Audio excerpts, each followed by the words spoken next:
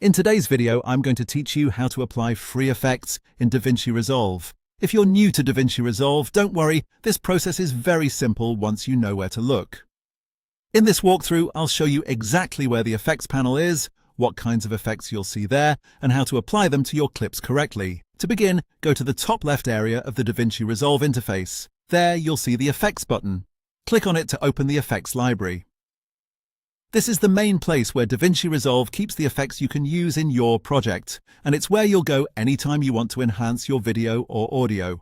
Once the effects library is open, you'll see different categories of effects available under the toolbar. Two important sections you'll notice are Resolve FX and Audio FX.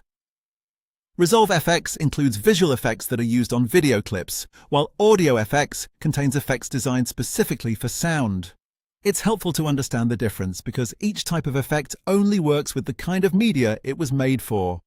To use an effect, simply find the one you want, then click and drag it onto the clip you want to apply it to. If you're using a video effect, make sure you drag it onto a video clip in your timeline. Video effects can only be applied to video, so they won't work if you try to place them on an audio-only clip. In the same way, audio effects are meant for audio clips, so use those when you want to change or improve sound.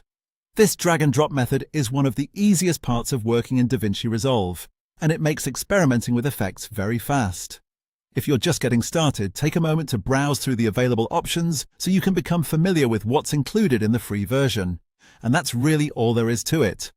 Open the effects panel from the top left, look through the categories like Resolve FX and Audio FX, then drag the effect onto the clip where you want it applied.